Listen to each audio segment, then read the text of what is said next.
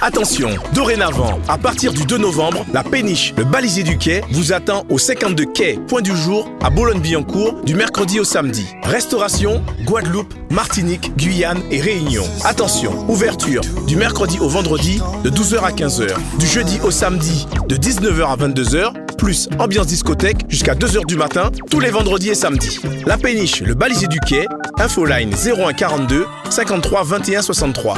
01 42 53 21 63. Hexagone, actualité. Après avoir participé à la 27e conférence des régions ultra-périphériques à Bruxelles, Serge Letchimy, président de la collectivité territoriale de Martinique, a été auditionné par la délégation sénatoriale aux Outre-mer sur le bilan qu'il tire de l'organisation institutionnelle de la Martinique, le rôle de l'État, les compétences de la collectivité territoriale de Martinique et les travaux en cours du Congrès des élus de la Martinique. Serge Letchimy, qui a également rencontré Gabriel Attal, ministre chargé des comptes publics, au micro de ONews, nous a fait un point sur ces rencontres à Bruxelles et à Paris. Oui, c'est une semaine extrêmement chargée puisque j'ai fait plusieurs jours à Bruxelles parce que je remettais le flambeau au président des Canaries pour la présidence des régions ultrapériphériques. Donc on a fait le bilan, un travail qui a été apprécié puisque pendant la fin de l'année 2021-2022, on a pu redéfinir avec les RUP, avec l'État français, les États français, espagnols et portugais, la nouvelle stratégie pour les RUP qui a été adoptée par la Commission en mai 2022 et qui a été présentée par la présidence française à l'Union. Donc ces orientations nouvelles pour moderniser les relations entre les régions ultrapériphériques et l'Europe, ces éléments ont été enclenchés de manière très positive. Maintenant, il faut savoir comment l'Europe va traduire ça en règlement, en directive, en décision.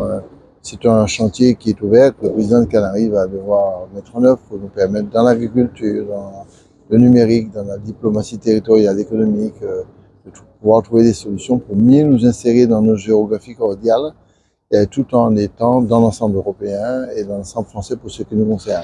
Alors, je disais à Paris, au Sénat, vous avez été auditionné en tant que président de la collectivité territoriale de la Martinique sur l'avenir institutionnel. C'était en quelque sorte pour mieux cerner l'expérience mise en avant en Martinique. Oui, nous avons enclenché avec les autres pays et départements d'outre-mer, de Mayotte, Guadeloupe, Réunion, Guyane, Saint-Martin, on a enclenché un processus inédit. Et la déclaration de Fort-de-France a eu un rayonnement national et même peut-être mondial, dans le sens où, bon, c'était pas une surprise pour qui que ce soit de dire nous bout, on ne peut pas ir plus loin, quoi. Avec le système qui existe, à la fois dans l'organisation du développement du pays, c'est-à-dire la gouvernance juridique du pays, institutionnelle, et la plupart de ces régions disent que ça suffit, il faut absolument moderniser ces relations-là, les rendre beaucoup plus performantes.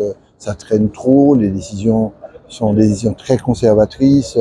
Il faut nous remettre en cause nous-mêmes, parce que c'est facile de dire c'est l'État, c'est l'État, c'est l'État, mais il faut nous-mêmes qu'on remette en cause nos besoins, les identifier, les rendre beaucoup plus performants, etc.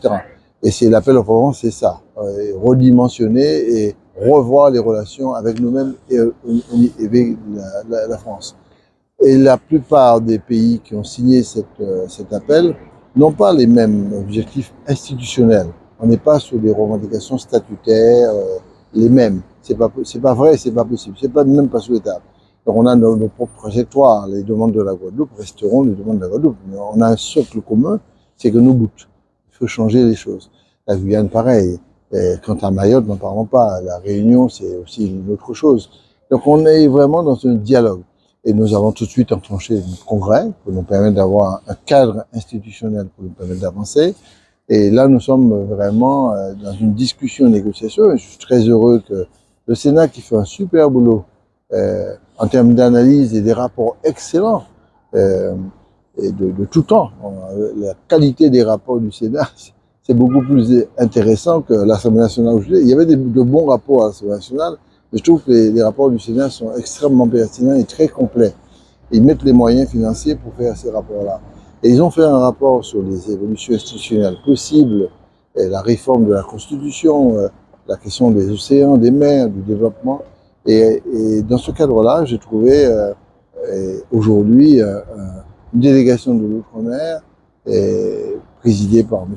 Artano et qui nous a permis de nous exprimer, de dire exactement la vision que nous avons du futur des pays d'outre-mer et surtout des enjeux et des problèmes qui nous prennent à la gorge. Un exemple, quand on voit la Martinique passer de 400 000 habitants à 359 000 habitants, c'est hyper inquiétant. Hein, comment on peut sortir de cette situation? Quand on voit qu'on consomme 80% de ce que nous consommons n'importe où, comment on sort de cette situation? Est-ce que ces pays peuvent avoir un pouvoir normatif, c'est-à-dire faire les règlements sur place au lieu d'attendre sur Paris pour bouger le petit doigt? Ça crée une dépendance, une infantilisation, un comportement. On risque de plonger dans l'aliénation la plus totale, mais alors que bon, les Martiniquais globalement veulent rester dans la République et veulent rester dans l'Europe, donc il faut respecter ça. Donc c'est à la fois l'égalité des droits et le droit à la différence. Donc c'était un beau débat qui a duré 2 heures et qui m'a d'ailleurs mis en retard parce que je devais rencontrer M. Attal sur des problèmes financiers, des enjeux budgétaires. Mais il était important de vous entendre pour évoquer les points positifs de ce statut à la Martinique et peut-être les manquements, c'est important. Oui, il y a plein de choses à dire. Comme Sambou a parlé, franchement, on va dire la série Sangadi, il y a beaucoup de choses. De l'enjeu le plus important, changement constitutionnel, changement de statut, changement de perspective de développement économique, d'une réalité du respect de l'outre-mer. Bon, on est un peuple, on est un pays, il faut le reconnaître. On a une langue qui s'appelle la créole. Encore des choses qui peuvent paraître comme saugrenues aujourd'hui. Le ministère de l'outre-mer, c'est là où sévissait mortellement le ministère des colonies. Bon, donc je demande à ce qu'on change le lieu et que le ministère de ces pays, Martinique, Guadeloupe, Guyane, etc., ne peuvent pas être dans le même lieu où on a pris des décisions de coloniser, de tuer, etc., d'abolir, de revenir sur l'esclavage. C'est insupportable, donc il faut clairement le dire. On en a parlé là, aussi bien que les problèmes de statut. Alors, nous sommes au niveau du ministère de l'économie et des finances. Vous venez de rencontrer Gabriel Attal, que le ministre chargé des comptes publics, alors qu'il a été pris l'objet de cette matière. Gabriel, c'est un jeune ministre, extrêmement décidé, déterminé. Et lorsqu'il est venu en Martinique accompagner M. Darmanin, nous avons enclenché un processus de discussion qui est essentiel pour l'avenir. Nous avons une situation en Martinique et nous souhaitons vraiment régler ce problème-là pour repropulser le pays vers l'investissement. Et il faut, quand je dis repropulser, parce que depuis quelques années, on n'investissait plus dans le pays. Et je ne vois pas comment on peut retenir les jeunes, leur donner du boulot, du travail, si on n'investit pas et on n'ouvre pas des perspectives. Et là, on est un petit peu plombé, pas un petit peu, beaucoup plombé, parce que on a trouvé environ 230 millions d'euros de factures impayées. Et bon, on a réussi en un an et demi à descendre à 172 millions. Et on a serré les vis un peu partout. On est descendu à 142 millions d'euros. C'est un exploit déjà. On est passé de 230... On ne peut pas toujours serrer les vis. Ah, on ne peut pas parce que on peut pas aigu contre moi, sinon on peut pas faire. Et donc on se bat là. Il nous faut absolument redresser financièrement la situation. Donc on a ce sujet qu'on a abordé, simplement des problèmes très techniques. Là on entretient les routes. Les routes, c'est les bordures de route, il faut fleurir, il faut faire ça. C'est 67 millions d'euros. Si on met ça en fonctionnement, si on met ça en investissement, c'est en fonctionnement. Hein. En investissement, ça me dégage une marge très sérieuse pour mon autofinancement.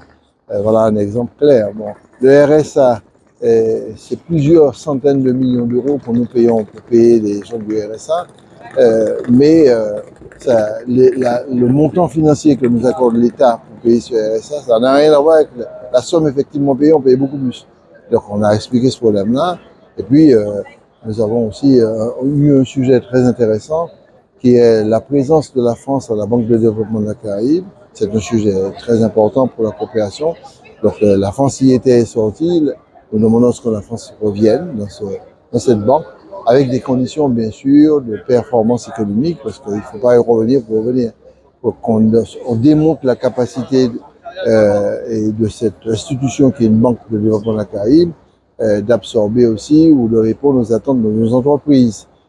s'il y a des investissements qui sont faits dans tel pays, nos entreprises martiniques doivent y aller et peuvent soumettre leurs propositions. Donc on est dans un débat pour nous permettre d'élargir le spectre de l'investissement dans l'ensemble de la Caraïbe. Serge Letchimy, merci de nous avoir fait le point sur ces multiples rencontres tant à Bruxelles qu'à Paris. Merci à vous. Merci beaucoup.